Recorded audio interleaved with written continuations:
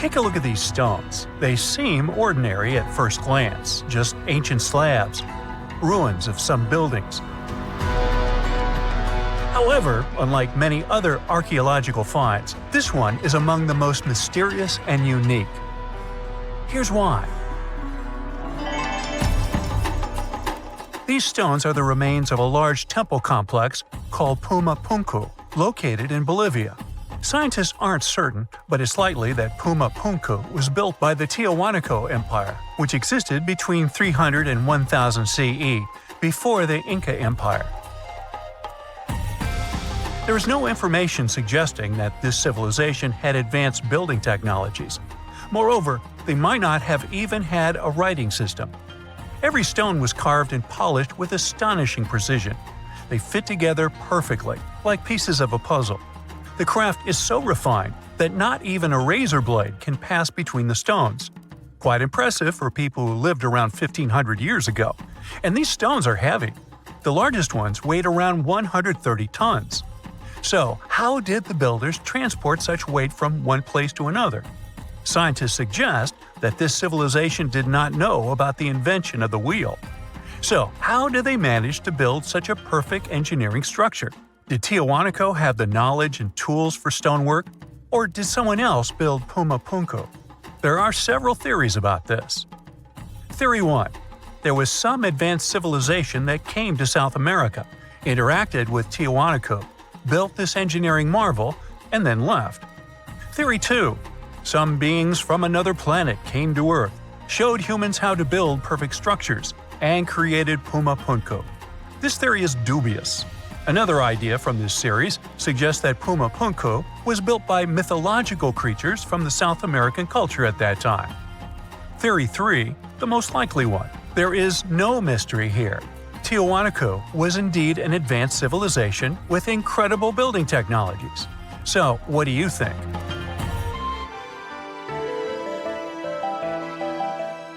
Okay, we've seen some pretty rectangular stones used for building a temple.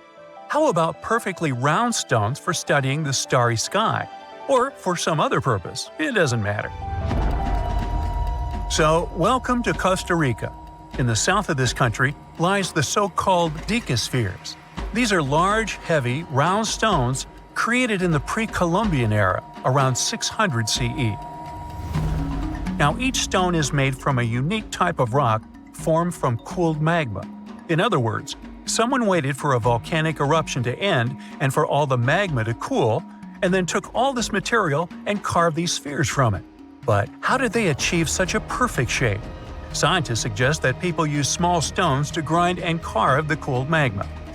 Some specialists think that the stones were made for navigation. They could have indicated the way to certain places. Another theory claims that the Diquis squares were used for astronomy. No one knows for sure. We may never get the answer to this question because the people who knew the secret of the stones disappeared after the Spanish expansion.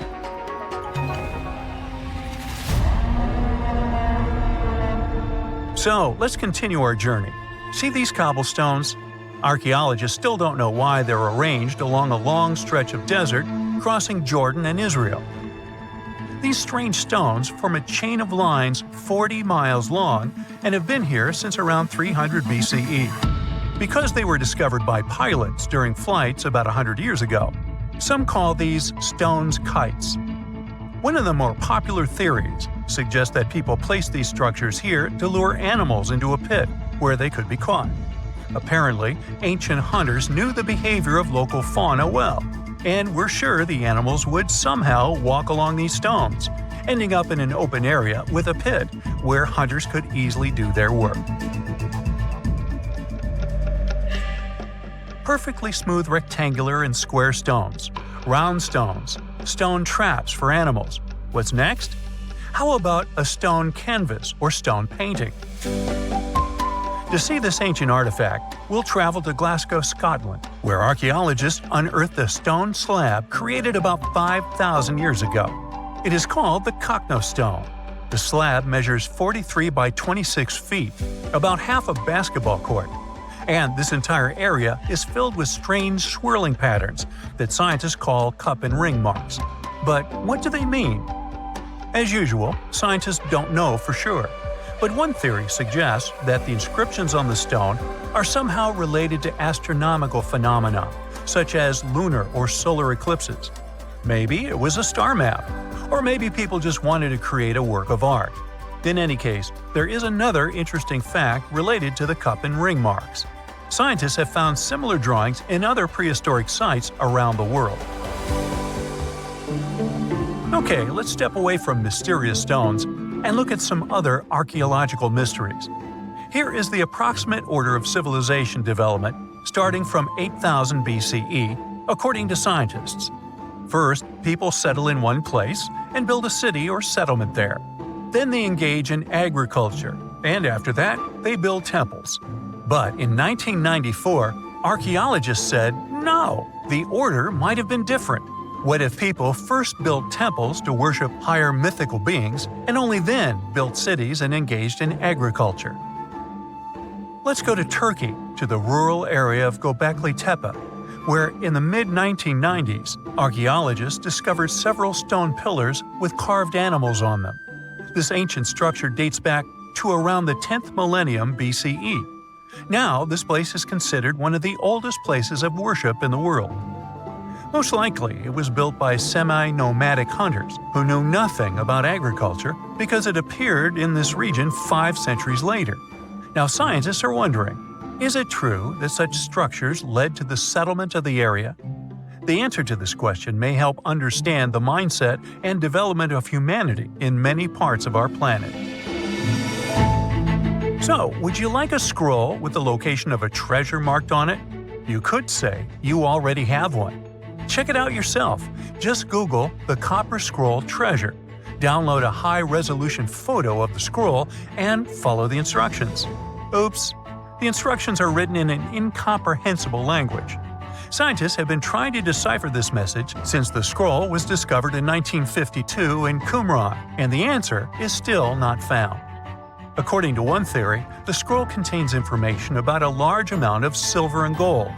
But even if the treasure does not exist, this artifact is still quite interesting to study. It was created around 2,000 years ago, during the time when the Roman Empire ruled over the settlement of Qumran.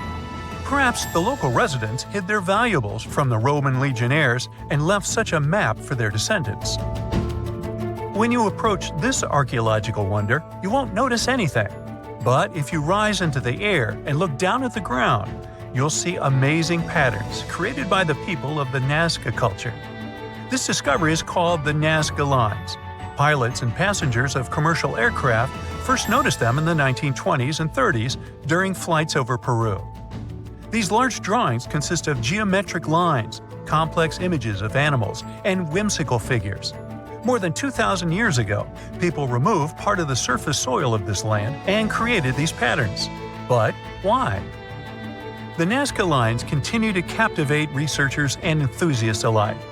Recent technological advancements, such as drone imagery and satellite mapping, have provided new insights into these enigmatic formations. Some researchers are now exploring the possibility that the lines serve multiple purposes, including communication with someone not from our world. And to some extent, this is true. Some scientists believe that the Nazca Lines were a ritual method for communicating with the deities of the Nazca civilization. Studying these archaeological wonders not only enriches our knowledge of the past, but also inspires us to appreciate the ingenuity and creativity of the human spirit. Imagine you've booked a tour through the jungles of Costa Rica. All of a sudden, you stumble upon a huge stone sphere, nearly the length of a king-sized bed in diameter. How on earth did it end up there? And what does it symbolize? You immediately ask your guide. He's not as amazed as you are and tells you that there are actually several hundreds of them scattered across the south of the country. The mysterious stone spheres don't have an official name. The locals simply call them las bolas, which means balls in Spanish, while historians refer to them as Diquis spheres, after the culture that produced them. Scientists have studied the sediment layers of the Earth around them and estimate that the earliest were made around the year 600 CE, and the newest ones date to the year 1000 CE. Many of the spheres were relocated after their initial discovery, and that's why archaeologists can't date them precisely. The Diquis culture completely disappeared shortly after they were discovered by the Spanish in the 16th century. Unlike the Mayas and the Aztecs, the myths or legends of these peoples didn't survive, so they cannot explain the existence of the mysterious orbs.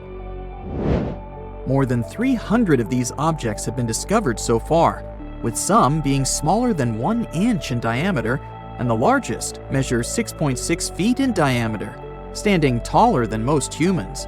Although there are ones made from limestone, most spheres were carved out of a coarse version of basalt, a type of rock that forms when lava cools rapidly.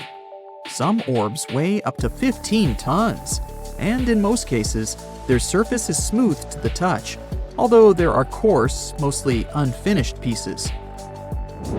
If we throw away the theory that river erosion naturally sculpted the spheres, the ancient people seem to have created them by hammering boulders with other rocks. Once they got the rough shape they were aiming for, they would polish the rock to perfection, using techniques such as controlled fracture and grinding. The mysterious spheres are located in the Diquis Delta, on the coast of the Pacific Ocean. Most of them can be found in a place called Farm 6, which, alongside 3 other sites, was proclaimed a UNESCO World Heritage Site in 2014. The area contains other finds from the pre-Columbian era, such as paved areas, burial sites, and mounds. For centuries, the stone balls were hidden under a thick layer of sediment that protected them against the elements and looters until they were unearthed during the 1930s. The company that owned the land was clearing the rainforest for banana plantations when they stumbled upon these unusual stone constructions. Some were damaged by bulldozers, and some by workers trying to pry them open, as they believed there was gold hidden inside. It took a while before the authorities intervened to stop further damage to the finds. Doris Stone, the daughter of an executive of the company that owned the land, was the first to study the spheres. In 1943, she published an article in a leading American archaeological journal, turning the world's attention to the orbs. Expeditions soon followed, and archaeologists were immediately able to determine that the stone formations were human-made, probably created by the ancient indigenous population of Costa Rica. To this day, no one has been able to fully explain their function in a scientific way. It means there's still room for some wild theories about the sphere's origins and true purpose. The most popular theory in the scientific community is that the stone spheres served as decorations and status symbols, as many of them were found near the houses of chieftains. Local tribal leaders were also laid to rest with some of the smaller balls, so these stone formations were definitely associated with power in some way. Chiseling a boulder to perfection involved a lot of labor and planning, and only powerful individuals could afford it at the time. The other popular theory is that the boulders were used for astronomical observations. Individual spheres represented stars or planets, like a primitive map of the night sky. Since they were perfectly round, it was easy to roll them around. Before the jungle engulfed them, the area where they were found was a flat alluvial plain, ideal for rolling large boulders around. Another version of this theory suggests that the stones were used as boundary markers, much like modern border stones, which are also mostly made from stone. Finally, legends from other tribes that lived in the area tell of how the spheres were cannonballs that the deity of thunder used to drive away the deity of winds and hurricanes. We still don't know the original purpose of the Costa Rican spheres, but they remain an important part of the country's national identity. The National Museum in the Costa Rican capital, San Jose, has 6 of them in its courtyard. Many other spheres have become prized garden decorations for wealthy Costa Ricans. There's even one at Harvard University. More than a millennium after they were created, the mysterious stone spheres of Costa Rica are still associated with power and wealth. In terms of numbers, The stone orbs are not perfectly round. They are rated as nearly perfect, at 96% spherical in shape. And while even that is pretty impressive, the spheres of Costa Rica are not the only ones of their kind. Nearly a decade ago, workers came across mysterious giant stone spheres deep underground in a coal mine in northern Asia. The surface of the spheres, which measured a little over the length of a human footstep in diameter, was unusually smooth, and people tried to explain it somehow. Some were certain they were out of this world, and others suggested the spheres were actually petrified dinosaur eggs. Scientists quickly put an end to further discussion, as it turned out that the mysterious spheres were concretions. Those are rock formations that take millions of years to form deep underground. Think of a pebble that picks up snow as it rolls down a hill. That's how concretions are made. Groundwater, rich in sediment and minerals, flows around the sediment, slowly shaping it into a perfect orb. The process is quite common in nature, but most concretions are fairly small. The spheres found in the coal mine grew to their size in the mineral-rich ground, and they were big enough to get the press and the general public interested. Another possible case of concretions is the massive stone spheres found in the Visoko Valley in Bosnia. Samir Osmanagic, better known as the Bosnian Indiana Jones, was the first to explore those objects about as wide as the length of a London bus. He believes the stone spheres were carved by a lost civilization that lived in the area 1,000 years ago. The reddish color of the orbs, though, is proof to geologists that they are indeed concretions, rich in iron content. The Moki marbles, found in rural Utah, are similar in color to the Bosnian spheres. These tiny concretions are the size of toy marbles and consist of a sandstone core and a shell made out of hematite, an iron ore. In South Africa, miners have come across Klerksdorp spheres, which are similar in shape and size to Moki marbles. The only difference is that these ones formed inside volcanic sediments and ash. The most intriguing among human-made tiny spheres are probably the orbs found on several Greek islands. Scientists discovered 700 stones smaller than golf balls near the Bronze Age site of Akrotiri on the island of Santorini. They believe that the finds were between 3,600 and 4,500 years old. When they compared all the stones' variations in size and color, the archaeologists concluded that these enigmatic stones could have easily been the oldest board game ever made. With the help of artificial intelligence, scientists are now trying to work out the rules of this game. Hey, you've heard of Stonehenge? Of course you have. Big rocks mysteriously mounted in circles on a plain in England by, somebody. But what if England's Stonehenge is only a replica of another monument, and its builders just crossed the Atlantic and copied what someone had already done elsewhere?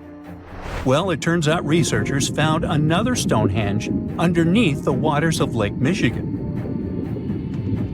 This lake is a hotspot for woo-woo unexplained things.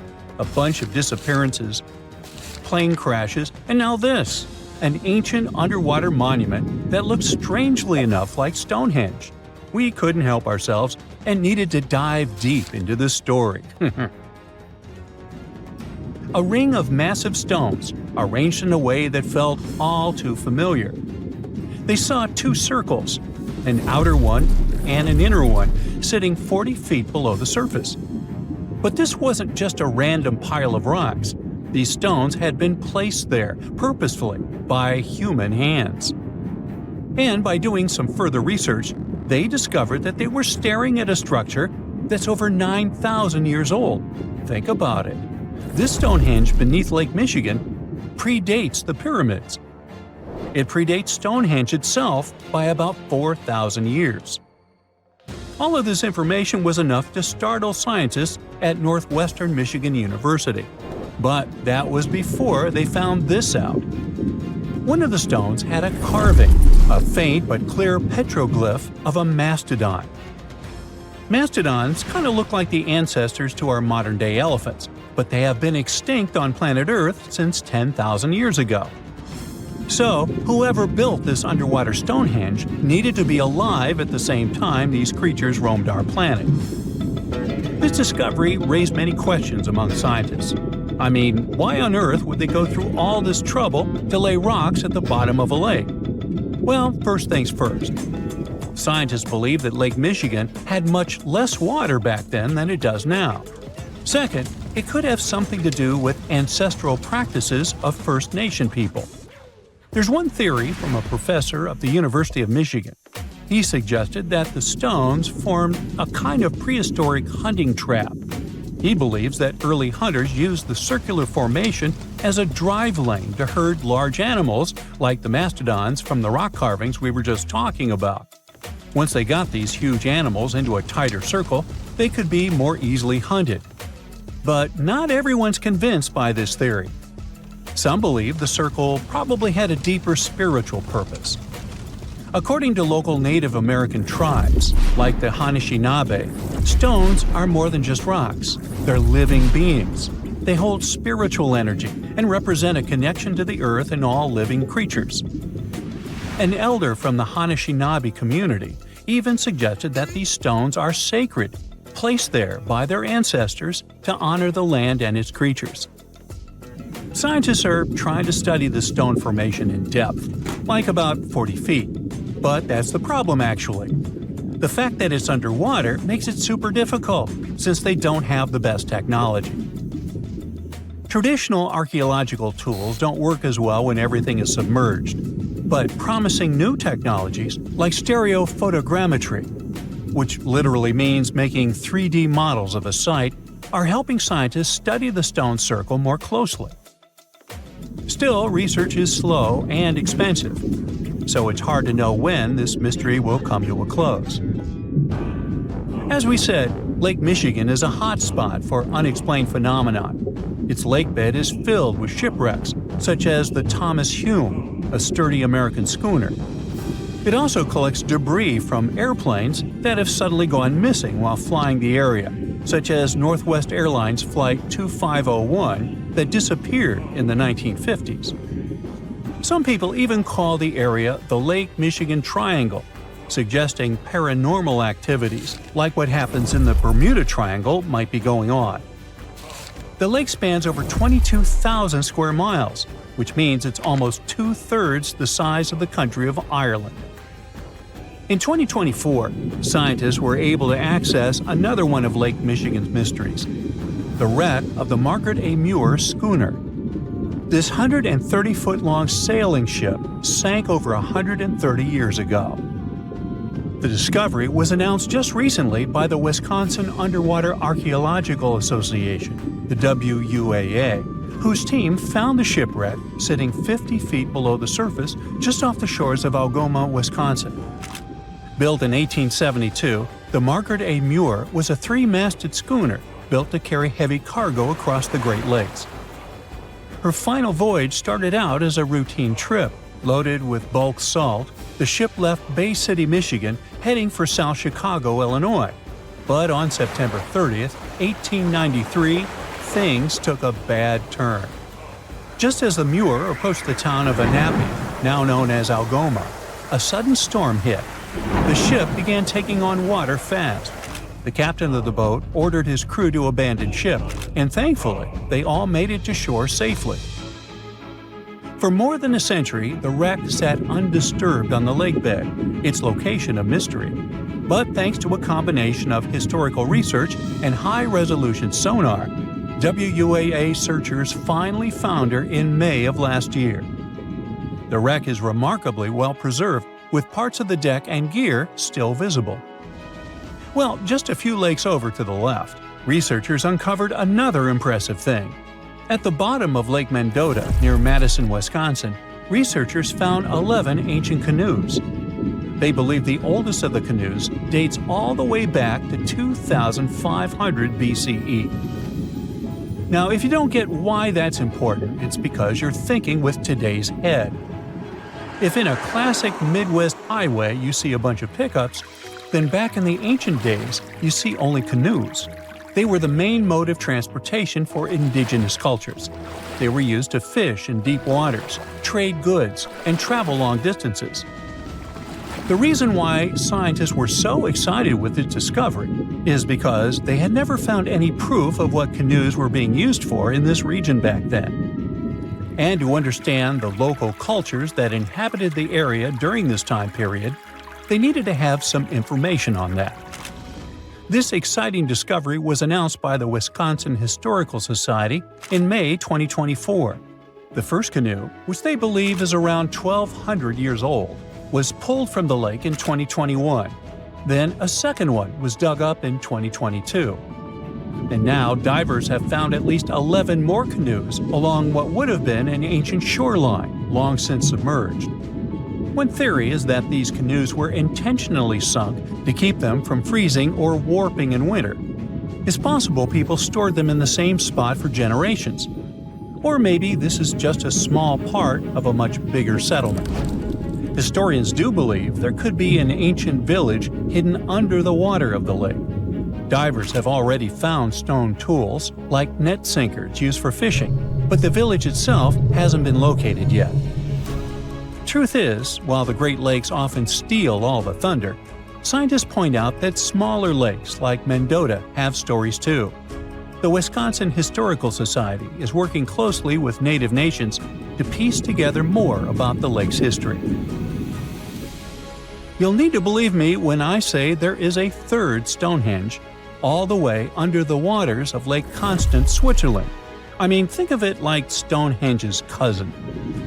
Archaeologists began to discover this back in 2015, when they found a line of 170 man-made stone cairns under the lake. Scientists say this was most likely the work of several villages, and that the cairn site was probably used for some collective purpose because, well, the formations are huge. Some of them are several dozen feet wide, and they can build up to 6 feet. The most amazing discovery so far is that the site dates back to around 5,500 years ago. So around the time the original Stonehenge was being built. Some of the facts that link them together are their construction dates, as well as the distinct characteristic of stone monuments built in a circular format. Scientists don't know much about this site yet, but hey, I see a pattern manifested all over the world, don't you? We all grew up believing that Stonehenge is the world's most ancient observatory, but now it has some serious competition for the title. Nabta Playa was built more than 2,000 miles away in southern Egypt, and thousands of years before Stonehenge and even the pyramids of Giza. In 1973, a Bedouin guide stumbled upon a strange group of huge stone formations while crossing the Sahara Desert. He led American archaeologist Fred Wendorf to the site, located about 60 miles from the Nile. Wendorf's friend and colleague claims the team found the stones while stopping for a bathroom break in the desert. Either way, what they found changed history. At first, Wendorf thought the stone structures were just natural formations, but then it hit him. This area was once a lake, meaning no natural rocks should even be there. He kept coming back to the site for decades, and by the early 1990s, his team finally uncovered a circle of stones that seemed to line up with the stars in a way no one could explain. After 7 long years of trying to crack the mystery of the site, Wendorf reached out to an expert in archaeoastronomy. They study how ancient people used the stars. One evening, while the expert sat in the cool desert sand staring at the stones, he realized that they formed a pattern radiating outward from a massive burial mound. One by one, as they dug into the sediment, the buried megaliths started lining up like spokes on a wheel. The team had already used radiocarbon dating to test samples from fire hearths and tamarisk wood roofing found inside the stone circle. Nabta Playa had dozens of standing stones, all a few feet tall. Some of them lined up exactly with the sunrise on special days, and others matched up with bright stars in the sky. Inside the big circle, there were 6 special stones that may have been used for rituals or marking important times of the year. Around them, 29 standing stones might have worked like a simple calendar to help people know when it was time for something important, like the summer solstice, the longest day of the year. When the sun rose in just the right spot, it was a sign that the rainy season was coming. The stone circle once aligned with the brightest stars in the northern sky: Arcturus, Sirius, and Alpha Centauri. Some stones even pointed to the constellation Orion. By tracing Arcturus's movement across the sky, they figured out that it matched perfectly with the circle around 4800 BCE. That means it was the oldest astronomical site ever discovered. And the people of Nabta Playa may have been watching the stars thousands of years before telescopes were even invented. It looks like it had a huge meaning for people living and traveling through the desert. Over 10,000 years ago, the long, cold, and dry ice age that lasted for tens of thousands of years was finally fading away. Northern Africa got massive monsoons and rains that filled up seasonal lakes. So, parts of the desert turned into short-lived oases. For the nomadic people who roamed this harsh land, these summer rains were everything. Their entire way of life revolved around cattle. When archaeologists opened the central tomb at Nabta Playa, they dug up cattle bones and even a massive rock carved into the shape of a cow. The people who built it used the stars to guide them and find hidden watering holes like Nabta Playa, which likely held water for about 4 months a year, starting with the summer monsoons. But there was no North Star back then, so instead they navigated using bright stars and the way the sky seemed to spin in circles above them. When the lakes were full, the standing stones would be partly submerged, and from the western shore, you would see the reflection of the stars on the dark water. Nabta Playa is way less famous than Stonehenge, perhaps because its stones were buried and the famous site in England was open to visitors for thousands of years. Sadly, when Nabta Playa did become famous, some tourists ruined parts of it by moving stones around, which messed up the ancient star alignments. To protect it, the authorities moved everything to a museum where people can see the stones and the carved cow statue without damaging them. The Egyptian observatory isn't the only construction similar to Stonehenge. It has versions that were used for different purposes, from Germany and France to the US and the Andes in northern Peru. This last one is actually one of the oldest big structures ever built in this region. The circular plaza is made of 2 giant stone walls arranged in a ring. It was likely used for ceremonies and gatherings. Scientists have carbon dated it to be about 4,750 years old, which means it was built before the Great Pyramids of Egypt and Stonehenge. The plaza had 2 entrances and a special layer of clay, soil, gravel, and charcoal underneath. It was carefully planned and built. Archaeologists also found ceramic pieces, quartz crystals, and gemstones at the site, so it was definitely a special place. People visited it for centuries, but at some point it was sealed off, probably because of changing beliefs and traditions. The most recent discovery was the remains of a large timber circle roughly the same age and with parallels to Stonehenge, all the way up in Denmark. This open-air structure was likely part of a special area where prehistoric people from the late Neolithic and early Bronze Age gathered for rituals and ceremonies. The circle was made up of 45 giant wooden posts, forming a huge ring about 100 feet wide. The wood is gone now, but scientists believe tall timbers once stood in the holes and created an impressive wood henge. No one knows exactly what these circles were used for, but archaeologists have found animal bones and food remains at similar sites. So people probably used to gather there for feasts and rituals. In 2024, scientists found 2 ancient stone circles from the Neolithic period in Dartmoor National Park in England. Some archaeologists believe they might form a sacred ark. Many of Dartmoor's stone structures were built in a curved shape on the high ground in the center of the area. A long time ago, Dartmoor was covered in forests, so people may have used the high ground as important markers. One of the newly found circles fits inside this ark, but the other one is outside of it, to the north. This could have been an entrance point into the Ark. There's also a raised bank of earth near the stones, which looks similar to other famous Neolithic sites, like the Ring of Brodgar in Scotland and Stonehenge itself. This means the people who built these circles may have visited Stonehenge or been inspired by it. Archaeologists in Oman found ancient stone monuments called tralith, which got the nickname Arabian Stonehenge. They were finished about 2,000 years ago, but no one knows for sure who built them or why. Scientists also found stone hand axes that are incredibly old, between 300,000 and 1.3 million years old, from the time when the first humans left Africa. At another site in central Oman, archaeologists discovered a Neolithic tomb from around 5000 to 4600 BCE. There are 2 chambers with the bones of dozens of people inside beneath a giant megalithic structure. Nearby, they also discovered rock carvings that were made by people who lived in the area.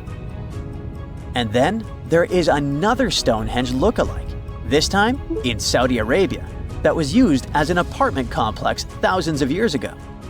Archaeologists discovered a total of 345 stone circles by looking at aerial photos of a lava field. Each circle is between 13 to 26 feet and has at least one large standing stone in the middle. These structures still have remains of stone walls and doorways. Stone circles like Stonehenge are often linked to ceremonies and rituals, but scientists say that many early houses were actually built in round shapes, and rectangular homes only became common much later in history. Scientists just uncovered what's basically Earth's own version of a dinosaur fossil hidden deep under the ocean near Easter Island. It's like finding a time capsule from 200 million years ago, revealing secrets of our planet's very ancient history. Earth's surface is made up of giant pieces, like puzzle pieces, called tectonic plates. These plates are slowly moving around all the time. Under these plates, there is a super hot layer called the mantle, and this layer is what helps the plates move. In September 2024, a team of geologists finally published the groundbreaking discovery that mentioned this ancient megastructure. This old piece of ocean floor might be connected to why the ocean floor is spreading apart faster in some places than in others. To figure this out, scientists used sound waves, known as sonars, to create a sort of map of what's happening deep underground. What they found was weird. There's a blob of stuff under the Nazca plate, a plate near South America, that's moving much slower than it should be. Now, normally, when plates move, some of the material sinks into the earth like a conveyor belt. But in this case, it's going slower than expected, like it's getting stuck on something. That something could be an ancient part of the ocean floor that got pushed down into the earth about 250 million years ago. This discovery is like finding a fossil deep inside the earth that shows us what things were like a really long time ago.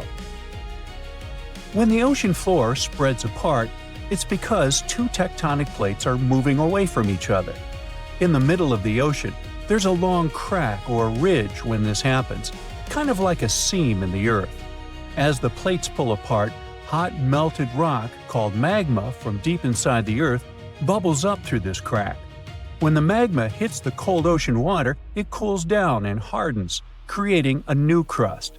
This process keeps pushing the plates further apart. This process is also known as the Earth's mantle's recycling system. It's like the Earth keeps generating its own mantle constantly. On the surface, this process can cause earthquakes, underwater volcanic eruptions, and the formation of new land, sometimes even creating volcanic islands over millions of years. The cracks where this spreading happens are called ocean ridges, and one of the most famous ridges is the one we're talking about now, the East Pacific Rise. It's famous because it's spreading faster than most ones. This new discovery helps to explain why this may be so. You see, this huge megastructure sort of serves as a time capsule. Since the Earth's mantle is constantly changing and being created, finding a fossilized version of it is making scientists go bananas. It shows us what Earth looked like millions of years ago, back when the continents were in different places and our buddies dinosaurs roamed the planet. This ancient chunk of ocean floor also helps us understand how tectonic plates have moved through history. Although we usually hear and talk about Pangaea, the first supercontinent to exist on Earth was actually called Valbara. The shifting and moving of these tectonic plates are actually what gave rise to the continents we know and live in today. This huge fossil can also help to improve our knowledge of the so-called Earth's mantle's recycling system. By learning how this huge piece of crust got stuck and slowed down, scientists can better predict things like volcanic eruptions and earthquakes. Plus, it might even help us understand how other planets, like Mars or Venus, work beneath their surfaces. Well, I'd say science has a lot on its plate now. Pun intended. Other surreal stuff is constantly being found at the bottom of the oceans, seas, and lakes. Like this underwater Stonehenge. Scientists discovered a mysterious pile of cairns that stretched for miles under the shimmering waters of Lake Constance at the edge of Switzerland, Germany, and Austria. Archaeologists began to discover this back in 2015, and they haven't been able to understand what the site was actually used for. What they know until now is that there is a 12-mile line of 170 man-made stone cairns submerged under Lake Constance. Scientists say this was most likely the work of several villages, and that the cairn site was probably used for some collective purpose. The formations are huge, some of them are several dozen feet wide, and they can build up to 6 feet. The site probably dates back to 5,500 years ago.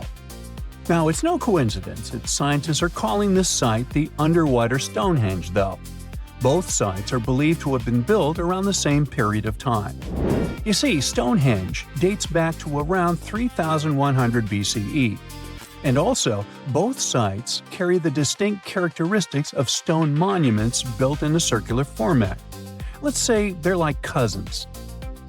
Meanwhile, in 2007, archaeologists found what looks like another mini version of Stonehenge underneath Lake Michigan. It's about 40 feet underwater, and this circle of stones is believed to have been created by indigenous people. They would have built it during the last ice age, when the lake wasn't even filled with water. The rocks are about 4 feet tall, and one of them might even have a carving of a mastodon, which was a huge elephant-like animal that lived more than 10,000 years ago before going extinct. If the carving is real, it could help scientists figure out just how old this site really is. What makes this even more mysterious is that nobody knows why the rocks were arranged in this way. But since a similar stone structure was found on Beaver Island nearby, experts think it's no accident. They were definitely placed there on purpose. The stones form 2 rings. The outer one is about 40 feet wide, and the inner one is about 20 feet wide. All the rocks are made from local granite, and they've been down there for around 9,000 years, which makes this one of the oldest structures in North America. To give you an idea of how ancient that is, these stones were set up long before the famous Stonehenge in England, which wouldn't be built for another 4,000 years. Now, all the way over in Japan, this mysterious structure was unearthed. At first, it looks like an underwater Machu Picchu. The site is filled with a huge pyramid-shaped structure, arches, staircases. It's something that could have easily been a palace or a castle. Behold, the Yonaguni Monument. It also goes by the name of Japan's Atlantis. The entire monument is about the size of 5 football fields and the height of a 5-story building. Its most surprising structure is its expansive terraces that host large crowd gatherings. Explorers and scientists believe that Yonaguni dates back to 10,000 years ago. But whether it is a human-made structure or a natural formation is still under debate. For Japan's top marine geologist, Yonaguni is the heritage of a lost civilization. This guy has dived into exploring the ruins over 100 times over the past 10 years. According to him, there are clear signs of human activity down there. The triangle pool, located on the monument's surface, is a triangle-shaped concave that is a historical symbol of water fountains in the region. There's also a giant turtle carved on the eastern side of the structure, which has an important cultural meaning. Several pieces of stone tools have been recovered from the site. Their estimated age dates back to 10,000 years ago. However, not all scientists are convinced of this explanation. For many, Yonaguni is the result of thousands of years of erosion. The fact that the monument is composed of one massive rock leads them to believe it is not human-made. The defined edges and flat surfaces resemble a natural formation occurrence in Northern Ireland known as Giant's Causeway. A series of interlocking basalt columns look like the ruins of a palace, but they were the result of volcanic activity in the region. 2 centuries ago, a 31-year-old Frenchman stormed into his brother's office in Paris. He had only one thing to share. "I've got it!" The man was so excited that he immediately collapsed. He spent the next 5 days in bed recovering his health. Who was this mysterious person, and why was he so thrilled? Jean-François Champollion made one of the greatest scientific breakthroughs in human history. He had cracked the code of Egyptian hieroglyphs. This enabled scientists to finally unravel the secrets of this ancient civilization. They weren't able to read hieroglyphs for nearly 2,000 years. After the Romans took over Egypt, the intricate writing system slowly faded away from people's minds.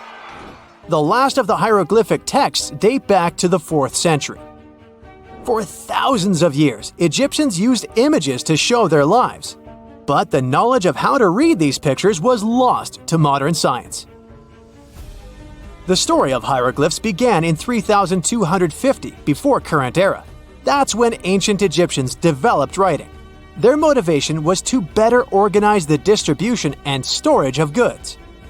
One of the earliest examples is a ceramic jar that had an inscription in black ink.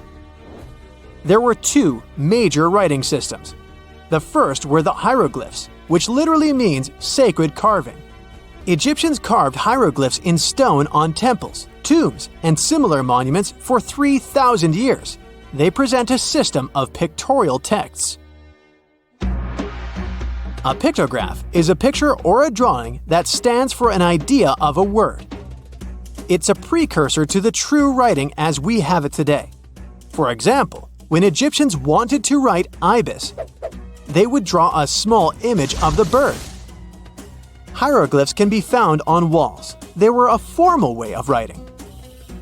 The other writing system was hieratic.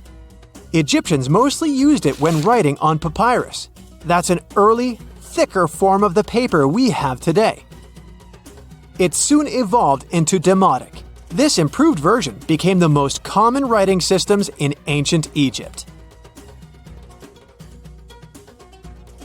Then, in the early 4th century BCE, Alexander the Great took control of Egypt. This was the time when the Greek Ptolemaic dynasty ruled the country. You've probably heard of the last ruler of this dynasty, Cleopatra.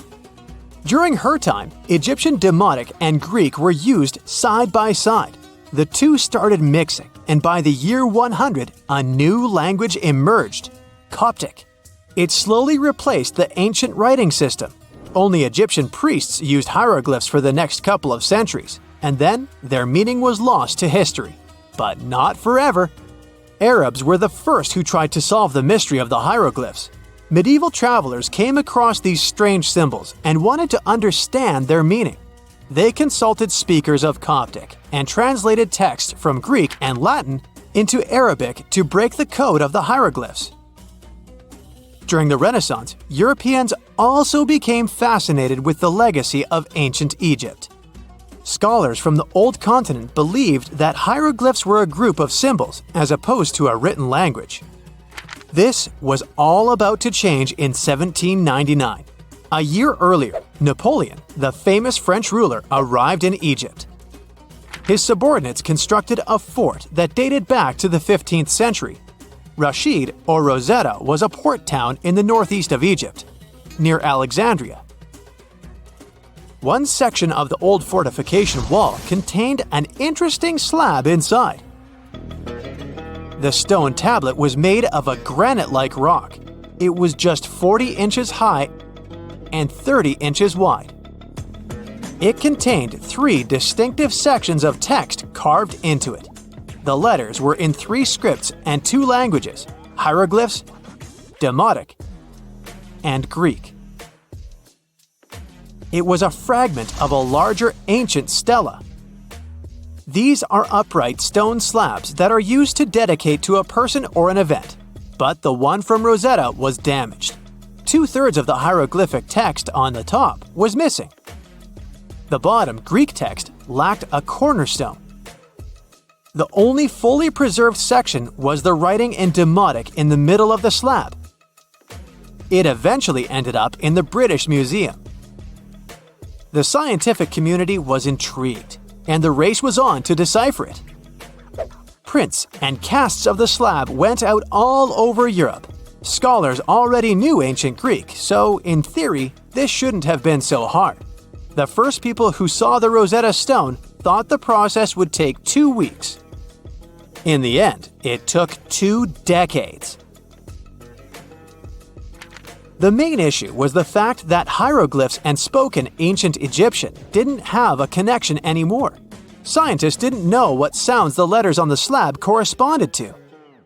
Imagine if English disappeared 1,000 years in the future. Then someone finds a tablet with the word dog. At first, they wouldn't know how to read the word or the individual letters. Even if they figured out how to pronounce the word, they wouldn't know its meaning. This is what linguists were dealing with in the case of the Rosetta Stone. The careful study of the artifact produced another find. The texts weren't direct translations of each other. They both described the same event, but in different words. It was like you saw a movie with 2 friends, and then all 3 of you wrote different reviews about it. The original text was probably in Greek, but the translators added extra words to make it sound more Egyptian. An English physician and physicist, Thomas Young, made the first great breakthrough. He knew that the name Ptolemy appeared several times in the text based on the Greek translation. This wasn't an Egyptian name, so it was impossible to represent it with a single image. The only way to spell out this Greek name was to use symbols that sound like it when produced. This is called transliteration, and we have it today as well. This is how foreign-sounding words are written down in Chinese or some Slavic languages. Young focused on sets of hieroglyphs in oval frames. These are called cartouches. He experimented a bit but finally discovered that one of them read, Ptolemy the Great. The individual hieroglyphs that made up this name corresponded to sounds needed to produce it. This is where our mysterious man from the beginning of the video enters the picture. Champollion picked up where Young left off. He knew Coptic, so the Frenchman was able to determine what many other hieroglyphs sounded like. The eureka moment was close. It came while he was studying a cartouche from a site dedicated to Ramses II. It had 4 symbols. The last 2 were the same. He determined this was the sound S. The first symbol was the sun. This is Ra or Re in Coptic. So the cartouche read Ra something SS. Can you already guess the name? Of course, it's Ramses. This breakthrough finally cracked the code. Ancient Egyptian wasn't a mishmash of cool-looking images. It was a phonetic language that Jean-François Champollion discovered in September of 1822. The stone slab is today known as the Decree of Memphis. The Egyptian Council issued it in this city in the year 196 before current era. In it, they expressed their loyalty to the pharaoh. They erected identical stelae in temples all across Egypt. The Rosetta Stone was just one copy of them, but its content is less important than the fact that Champollion's translation gave these ancient peoples their voice again. During the 1800s, European scholars didn't think that the Egyptian civilization was much older than classical Greek or Roman. Now that scientists could read hieroglyphs, a whole new chapter of human history opened. One of the most famous finds in the history of archaeology happened in 1922. That's when the British archaeologist Howard Carter discovered the tomb of Pharaoh Tutankhamun in Egypt's Valley of the Kings. The whole world admired King Tut's golden mask. But without Champollion's pioneering work, it would be impossible to know who its owner was. The young pharaoh's cartouche is phonetic. For instance, you pronounce the pictograph of a chick as the vowel U. The symbol for the key of life is an ankh, and there is a shepherd's crook in the end. It symbolizes the word ruler. The ancient city of Taposiris Magna is hidden on the northern coast of Egypt. These days it has very little of its former glory, but what lies beneath it may hold the secret to uncovering a famous mystery, that of Cleopatra, the most memorable Egyptian queen in history. The recently discovered tunnel is also known as a geometric miracle for its time. Excavations have uncovered a 43-foot-long structure below the ground, which is partially submerged in water. Its shape and construction technique are similar to that of the Eupalinos tunnel, another amazing ancient discovery. This one is located in Greece and was built by excavating simultaneously from 2 points, aiming to have them meet in the middle. The use of math and geometry to make this construction was astonishingly precise for those days, more so since it was built near a mountain.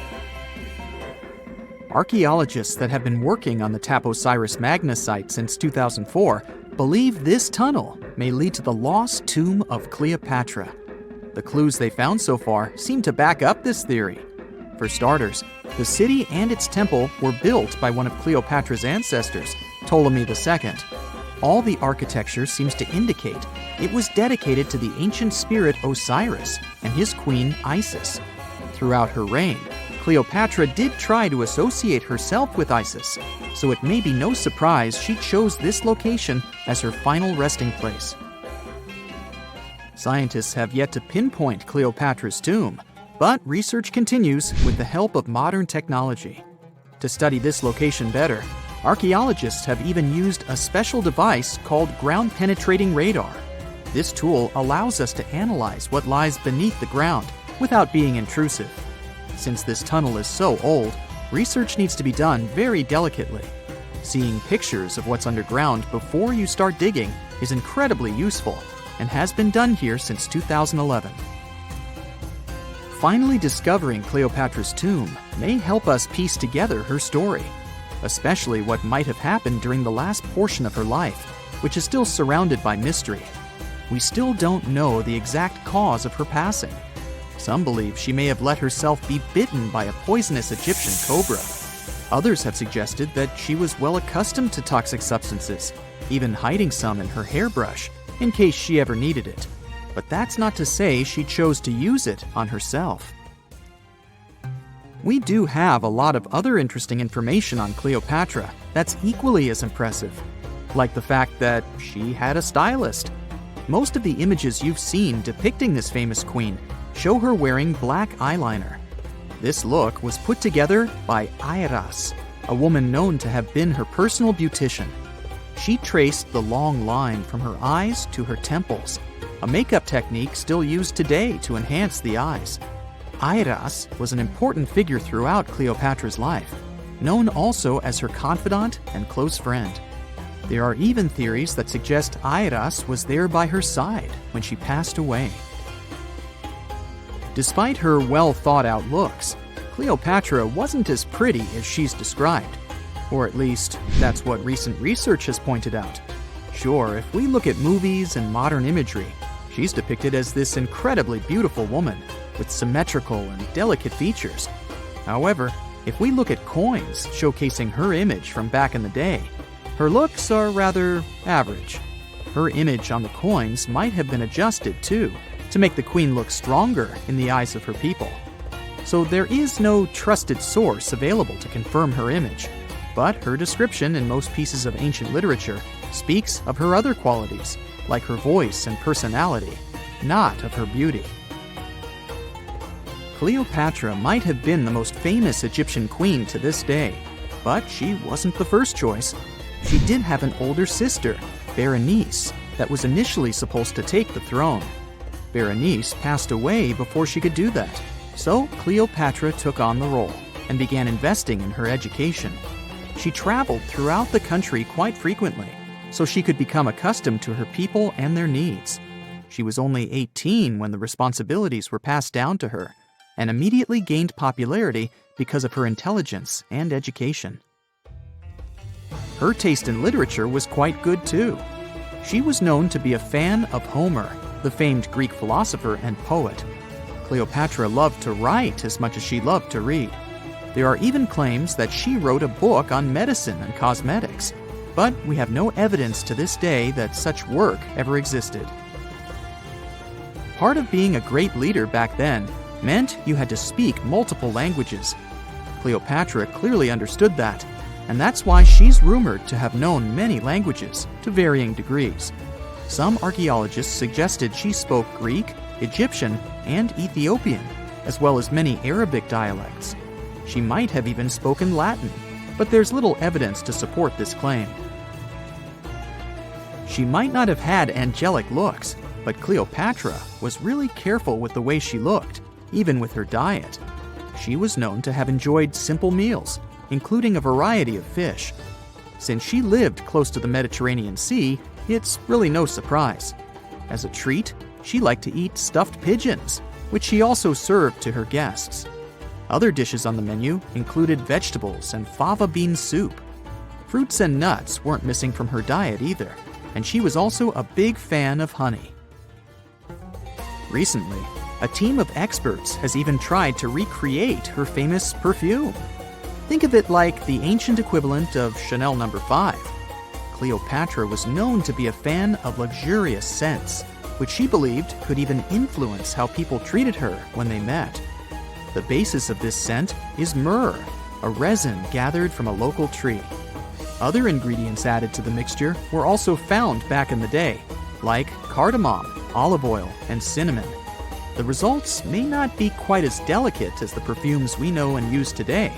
Its consistency was way thicker, and the scent lasted way longer.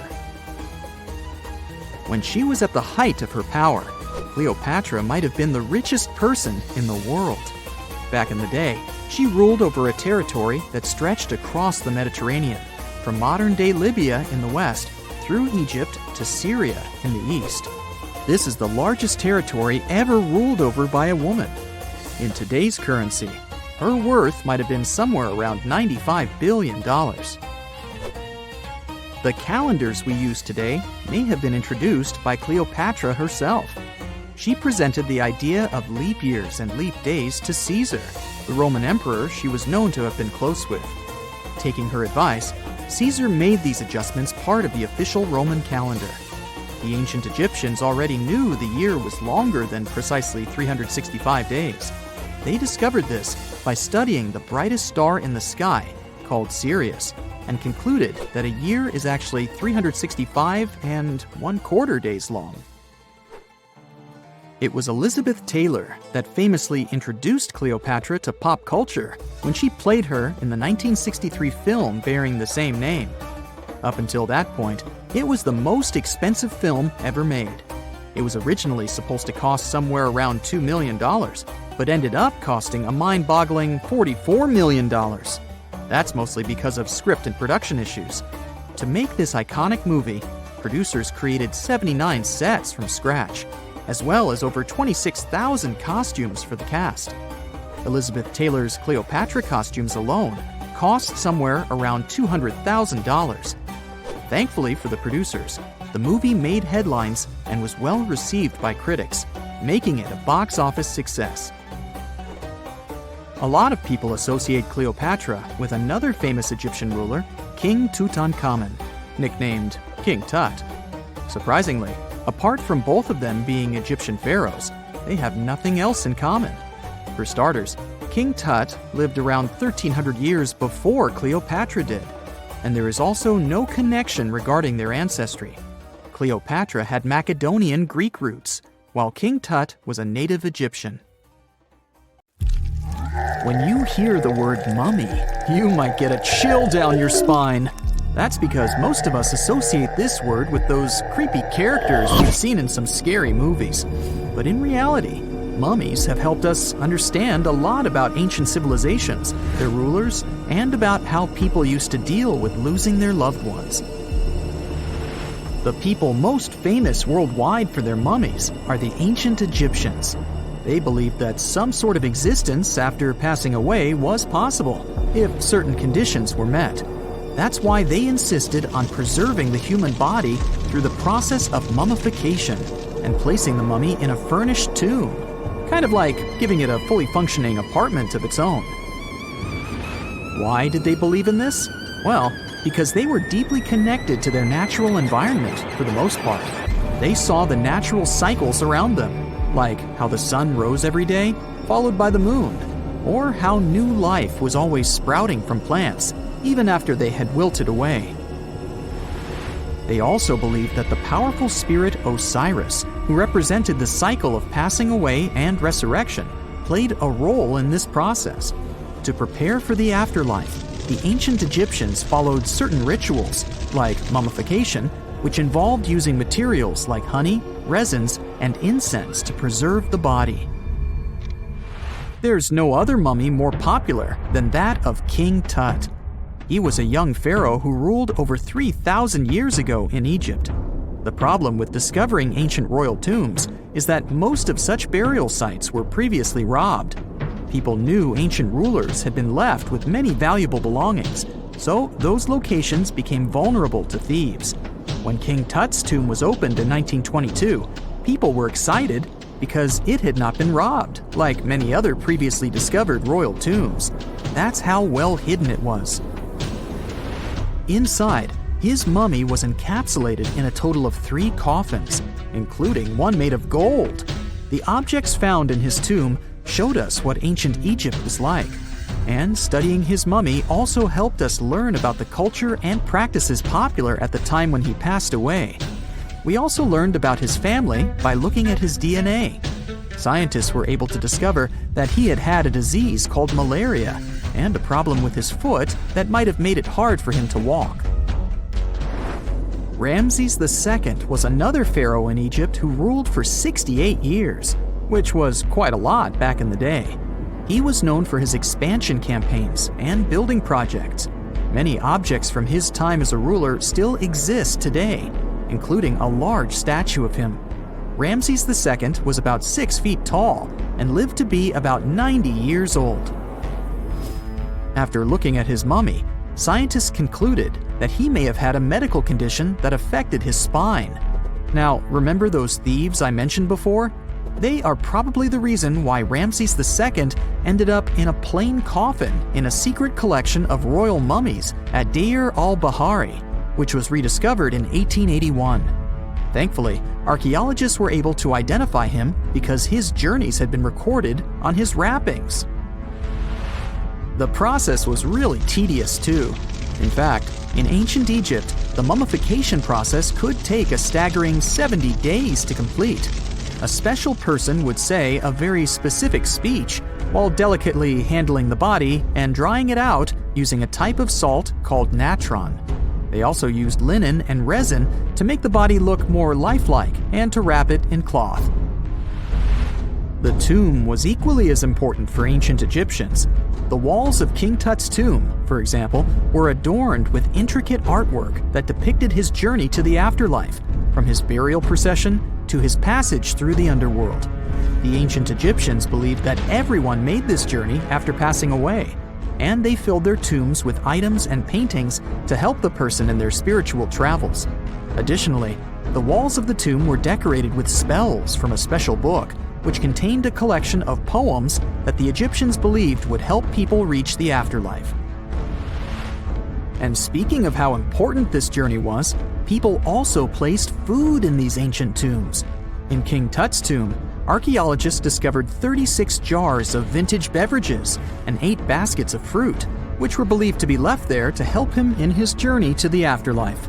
The Egyptians believed that traveling to the afterlife took a really long time, so they left a lot of supplies, such as food and water, to sustain their loved ones. Pharaohs also generally had numerous luxurious garments and beautiful jewelry in their tombs to ensure that they would have a fashionable journey. These items included various types of linen clothing, such as tunics, scarves, gloves, and headdresses, as well as a lot of gold jewelry with precious stones, like bracelets, buckles, pendants, necklaces, rings, and even precious depictions of insects for protection. Some were also deposited with fans made from ivory and ostrich feathers to keep them cool in the afterlife. Some ancient rulers were even placed in their forever apartments along with boats. For example, Pharaoh Khufu built the Great Pyramid at Giza as his tomb, and a large ship was found inside. King Tut, however, was buried with multiple boat paddles, but no actual boat. Instead, he had 3 chariots and numerous walking sticks made of precious materials, perhaps indicating he'd rather travel to the beyond by land, not by water. Amongst the most interesting objects found near ancient mummies are bottles of oils and perfumes. If rulers were supposed to be fashionable, why not smell nice too, right? Also, some of them had some ancient kinds of board games, most of them made out of precious materials like gold or ivory. One of those games was called Senet. It was very popular amongst the ancient Egyptians and very similar to modern-day chess. The ancient Egyptians may have the most famous mummies out there, but they weren't the first to invent the procedure. In fact, it all started in South America with an ancient civilization named the Chinchorro. As far as we know today, these people were the first to mummify their loved ones that had passed away. They did it somewhere around 2,000 years before the Egyptians started their own rituals. Sure, we can tell a lot about ancient rulers by studying these mummies, but until recently, we had no idea what they really looked like during their lifetime. Not so long ago, though, some very special mummy paintings were found by archaeologists studying ancient Egyptian objects. These mummy portraits are highly detailed paintings of individuals that were made while they were still alive. Such paintings were often painted on wood, as opposed to the classical portraits we all know about, which are painted on canvas. They are known for their realism and beauty, and have even been used by researchers to diagnose diseases by comparing them to the corresponding mummies. Some of these portraits also include depictions of jewelry, which was later found on the mummies. The recent discovery of these mummy portraits in Central Egypt is significant, as it marks the first time in over a century that such paintings have been found. Mummies appeared all around the world naturally, too. Mummification can occur without people intervening because of natural conditions, like extremely cold or hot environments, places with a lack of oxygen, or accidental exposure to chemicals that preserve the body. These conditions don't allow bacteria to grow, resulting in the body remaining more or less intact. Famous Otzi was one of these mummies. We know today he was a man who lived around 5,000 years ago in Europe. But upon his discovery in the Alps in 1991, Austrian authorities initially believed that he was a modern mountaineer because of how well preserved the body was. However, after the Iceman was removed from the glacier, it was determined that he was actually from the Copper Age. In November 1922, a boy walked through the desert mountains of Egypt and discovered some ancient steps carved into the rock. Subsequently, this find became one of the world's largest and most significant archaeological discoveries. This step was part of Tutankhamun's untouched tomb. Archaeologists found about 5,000 ancient objects, including jewelry, fabrics, painted vases, and funeral masks. You've probably seen one of them. It has become one of the most recognizable attributes of ancient Egypt. More than 100 years have passed since then, and now humanity has finally become close to another large-scale discovery, the tomb of Cleopatra. This queen was the last active ruler of the Ptolemaic Kingdom of Egypt, who sat on the throne from 51 to 30 BCE. There are many ancient records about Cleopatra, her reign, and her unusual personality, But until now, no one has discovered the secrets about her passing away in the burial place. So, one archaeologist, Dr. Kathleen Martinez, has been studying ancient records and temples around Alexandria for decades and concluded that the tomb of the queen should be located under the ancient city of Taposiris Magna, founded in 280 BCE. It was a big city on the northern coast of Egypt where tens of thousands of people were engaged in trade and industry, and it seems that Dr. Martinez's guesses turned out to be correct. She and a group of archaeologists have discovered a secret underground tunnel near Alexandria with a length of about 0.8 miles. It was cut into the rock under Taposiris Magna's temple. During further excavations, they found many things that indicate Cleopatra's tomb lies in the tunnel's depths. It's also possible that she is buried there together with the Roman commander, Mark Antony. According to ancient records, Cleopatra and Mark Antony loved each other and together opposed the Roman Senate, which declared Antony a traitor. The fact that natural disasters have occurred on the territory of Taposiris Magna for thousands of years can complicate the excavations. Earthquakes and floods destroyed the city and possibly flooded its underground tunnels. But archaeologists hope the ancient tomb remains untouched, and that it hides many treasures and records about the royal life of ancient Egypt during the reign of the last dynasty. There's a chance that excavations will go underwater and in the mud. This will require much time and funding, but archaeologists are sure it's worth it.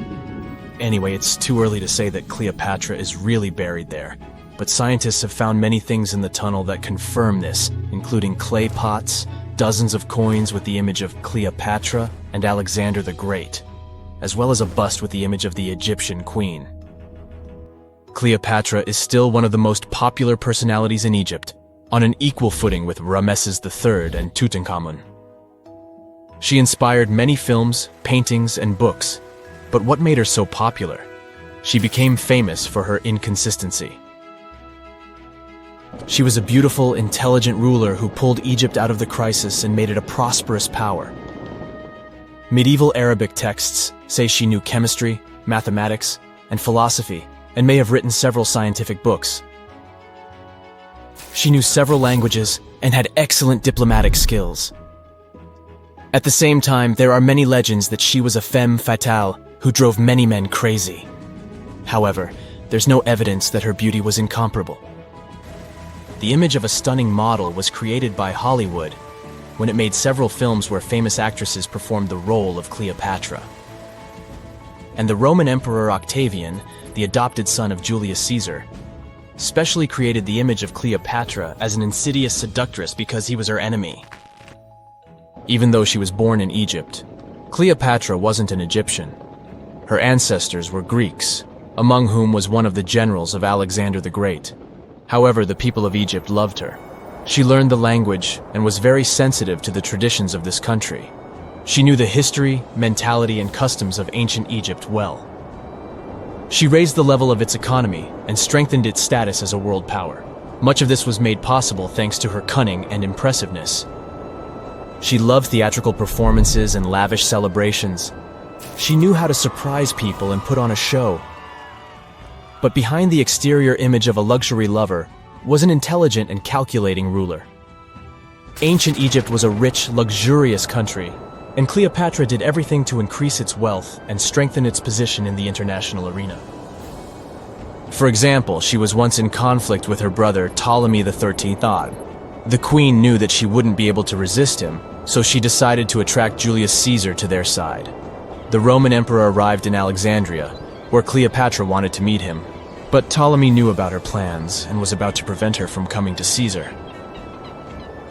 Then, instead of a rich and noisy arrival, Cleopatra decided to make her visit inconspicuous. She wrapped herself in a carpet or linen bag the emperor's servants carried into Caesar's private chambers.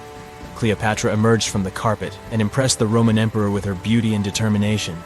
As a result, they fell in love with each other and became close allies. After some time, she impressed another influential Roman for diplomatic purposes. She arrived to meet Mark Antony on a golden barge with purple sails and silver oars. Cleopatra was dressed in the image of Aphrodite and sat under a magnificent canopy.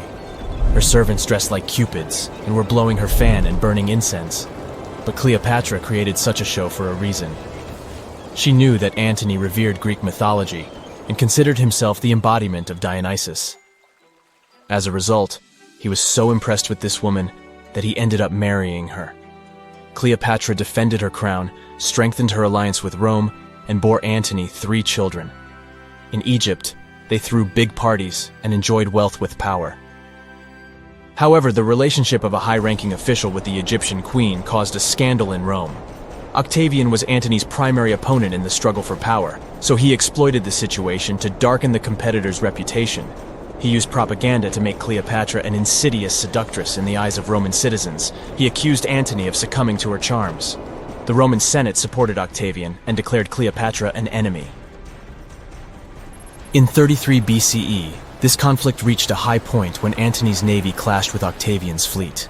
The latter won and forced his enemy to flee to Egypt with Cleopatra. According to some records, they took refuge near Alexandria.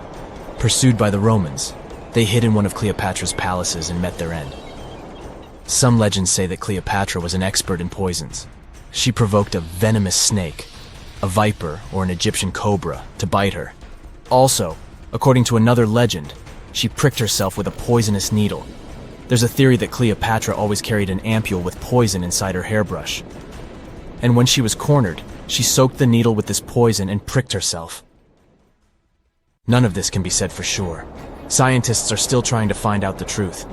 Perhaps when they reach Cleopatra's tomb, the world will get more answers about her tragic fate. She is considered the last ruler of Egypt. After her passing, Octavian plundered her palaces and temples and returned to Rome, where he became the main emperor. He successfully ruled the country and expanded its borders. His reign ended when he turned 75.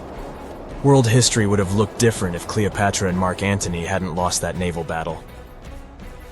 By the way, did you know that more time has passed between Cleopatra's reign and Neil Armstrong's flight to the moon than between the reign of the Egyptian queen and the construction of the Great Pyramid of Giza? Armstrong took a step on the Earth satellite in 1969, 38 years after the birth of Cleopatra. And the construction of the pyramid took place in 2560 BCE. Imagine how long the history of ancient Egypt is. Cleopatra is closer to us in time than to the pyramids. It's 1898, and you're taking part in excavations in Saqqara. This place, not far away from Cairo, is full of ancient tombs and pyramids. You're in your Indiana Jones mood and hope to find something really phenomenal to become famous. Gold, manuscripts, treasure maps, mummies of famous pharaohs. Wait, a wooden bird? You're really disappointed as it looks like a regular toy. An old one, but still. Little do you know that years later, someone would propose that your bird was actually an ancient monoplane. So the artifact, nicknamed the Saqqara bird, is made of a sycamore tree. The birdie has a wingspan of just 7 inches and weighs around 40 grams. A perfect original souvenir from Egypt, I would say. It's over 2,000 years old and looks pretty plain, without any carvings of feathers or other intricate ornaments. It has a beak and eyes, though, which makes our find look like a hawk, the emblem of the deity Horus. Its tail is rather unusual as it's squared, looks weirdly upright, and it seems like the sunken part of it was the place for a now missing piece. Humans love solving a good mystery, so there have been several attempts to explain the use of the birdie. First, quite simply, is that it was a ceremonial object. The second idea is that it was a toy for a child from some well-off family. It could have been some sort of boomerang, which was a popular concept in ancient Egypt. Then there was a theory that the bird had been used as a weather vane. But this one has been debunked as the figure doesn't have any holes or markings, except for the one made at the museum in Cairo to fix the exhibit on a stick. So there was no way to hang it in the past.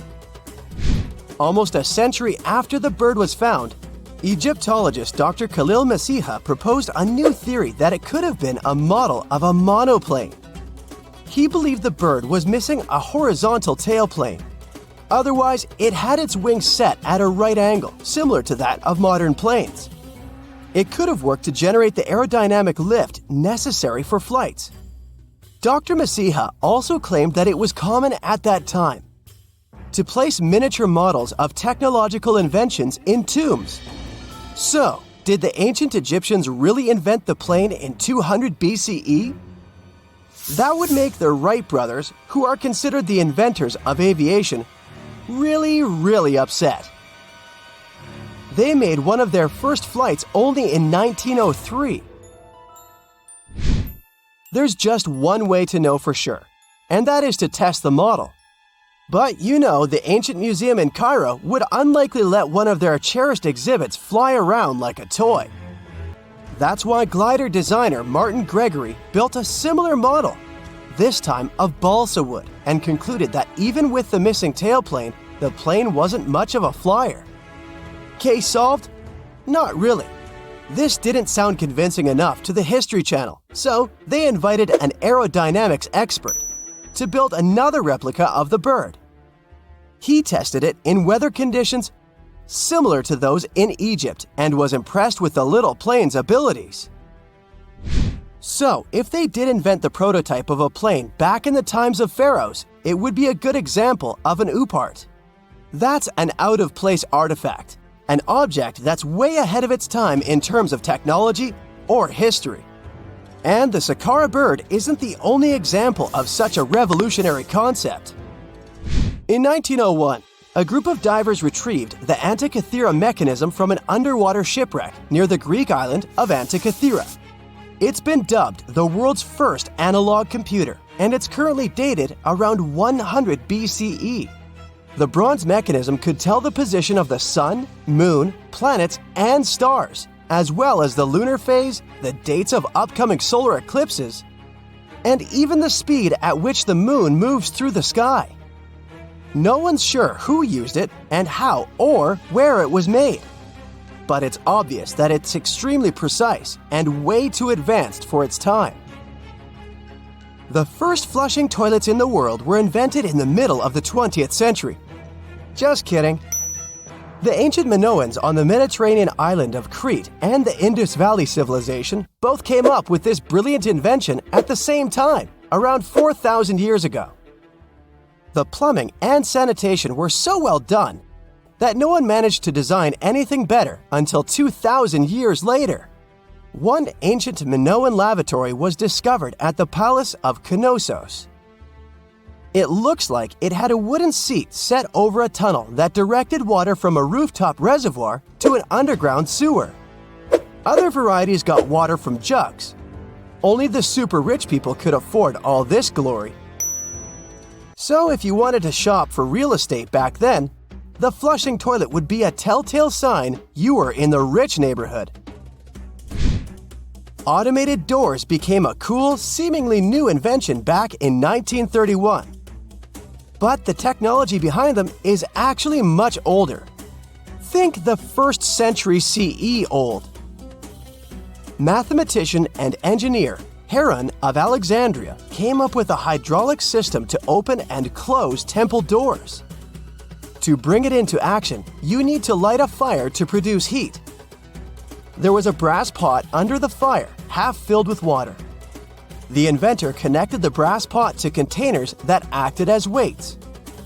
When the fire was burning, the water moved into the containers. They went down and pulled the ropes. It was nothing like a supermarket door that opens in front of you before you even have time to think. Heron's door took hours to open, and there was no way to stop the process. That's why they only opened the doors once a day before people entered the temple, to add some mysticism at the temple during ceremonies. Spooky. Looks like the first ever battery was invented in Baghdad around 2,000 years ago. A German archaeologist found this oval-shaped clay jar in 1938. Scientists are still not sure what purpose it served and who exactly invented it. There is a theory that it was used for electroplating objects with precious metals. When they filled it with a weak acid like vinegar, the battery produced around 1 volt of electricity. Another theory says it was a vessel for sacred scrolls.